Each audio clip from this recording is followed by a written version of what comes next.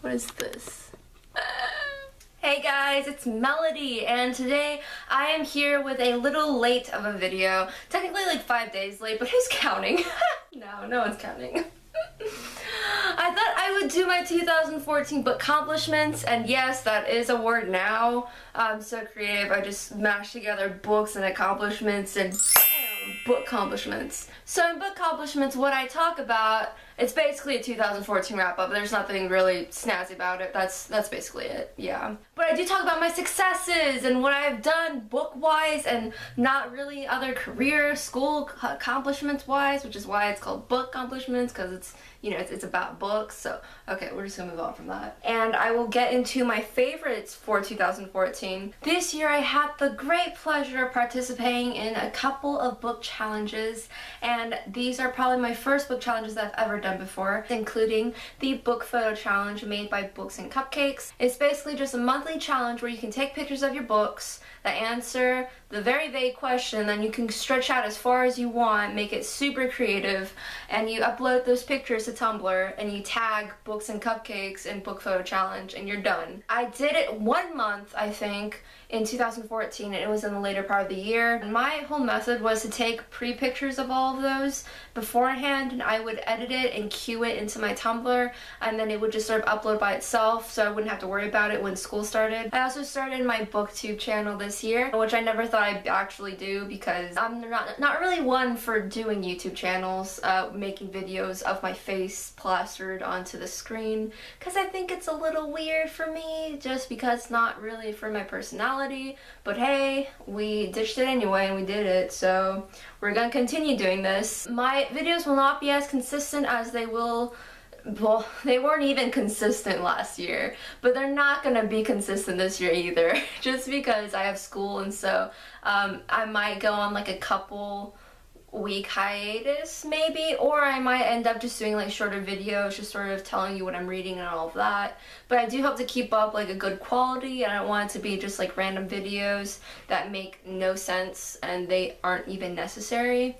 So we'll see what happens. I'm hoping that's what will happen, like, not the unnecessary part, but me making videos that are necessary and they make sense. Did you got that? Okay, you got that. I know. You got that. I also finished my finished my Goodreads reading challenge, which I had set to 50 initially, but then I knew for sure that I wouldn't get to 50 because I was just busy doing other stuff for school, so I changed it to 40, and this 2014, I read a total of 43 books, which is 3 books more than 40. I know it doesn't really seem like a lot compared to other people, but I mean, for me, that's the most I've read ever. I'm really happy about it. So yeah, this year I have changed mine to 50 books for 2015. Whether or not I am able to accomplish that, we'll see. Those are my book accomplishments, and now I'm going to start going into my favorite books of 2014, and in no particular order, I present to you the top 6. I think there are 6, there might be 5, there might be 7, I don't know anymore because I just sort of stopped counting. It happens. I just sort of took the books that I liked and I'm gonna show them to you. So, again, no particular order. Number 1, Me Before You.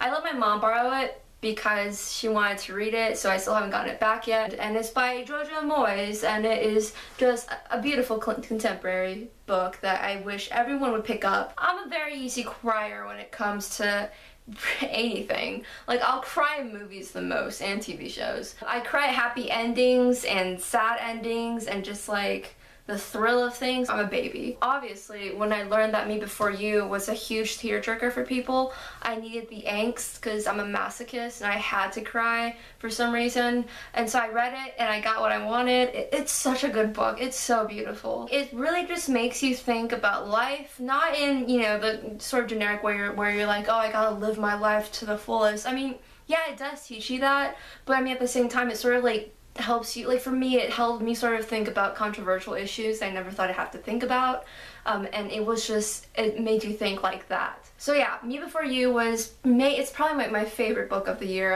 I know I said this wasn't going to be in order, but that was for sure my favorite book just because I reread it again, like this same year, 3 months later, which I never reread books that often. Very rarely do I do that. Number 2, I have Scarlet by Marissa Meyer. If you have read Cinder and you didn't like it, I highly recommend you to continue on with the series because it gets a lot better. This was a great sequel to a great series, and I'm so happy that I decided to read Scarlet, therefore continue on with this series, because I wasn't really sure if I was going to do that after I read Cinder. I mean, I gave it 3 stars, I liked it, but it wasn't like a killer for me. But this was a killer! If you have not started the series yet, for some unfathomable reason, pick it up, because it is probably one of the best fairy tale adaptations, retellings ever. And I mean, like, I read The Goose Girl by Shannon Hale, which was amazing. This was also equally amazing, if not better, because it's a series and you get to meet more than one princess and characters, just plot, references, so many really cool fairy tale references that go into here, that go into play with like the plot. It happens, and Meyer makes sure that it goes in flawlessly. It's gorgeous. The 3rd book that I enjoyed this year was by the notorious Brandon Sanderson, and it is Elantris. Bam. I thought it was Mistborn. Mistborn's good too, but I mean, this was the first Brandon Sanderson book that I read, and I read this year, and it was amazing. I mean, it's again not as epic, I think, as Mistborn. Mistborn's pretty, you know, action-packed, but this is a standalone, so if you are looking for a standalone fantasy novel, this is a really good thing to get into. He actually does not have any sequels to this. I think there might be like a spin-off, but you don't necessarily have to read it. And it's written in 3 perspectives, 3rd-person perspectives of the 2 protagonists and 1 sort of antagonist slash anti-hero. Next book is The Lies of Locke Lamore by Scott Lynch. This is such a good book. It's another fantasy novel, and this is the first installment of the Gentleman's Bastards, I guess, series, and it is just so remarkable, because this is his first ever book. Like Scott Lynch, he's never written a book before this. This is his first, at least, published book, and it is just so amazing. And it gets me wondering, like, how good his other books are gonna be. I haven't read the sequels yet, and I really want to, but this was a really good novel, and he has a really good writing style, and for him, he gets to go back into the past for like flashbacks, and you go back to the present.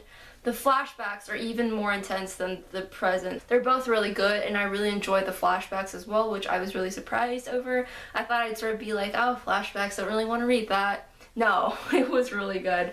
The flashbacks definitely go into his character background more, and it's so great. He is basically trained to be a con man. Love it. Next book is another contemporary, Anna and the French Kiss, which was the cutest book that I read that I can remember. I mean, I read a lot of cute books, but I really enjoyed this one because it was just the fluffiest thing ever. It was so fluffy. Everyone likes this book just because it's just so cute. The characters are so likable and relatable, and that's why. The final book of my favorites, which isn't gonna be a shocker because I've mentioned this in like every video so far, or every other video, but it is A Monster Calls by Patrick Ness. I'm not gonna get into any details about this because I have again mentioned it before, but yes, great book, beautiful. I cried too in here.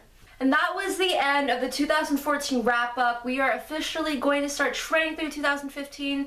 I hope 2015 for you brings a lot of light into your life, and 2014 for me, I could easily say was my favorite year, the best year for me in all the years that I've lived through. And I really do hope that I have the same feeling for 2015. I hope you do too, and I will see you in the next video. Bye guys!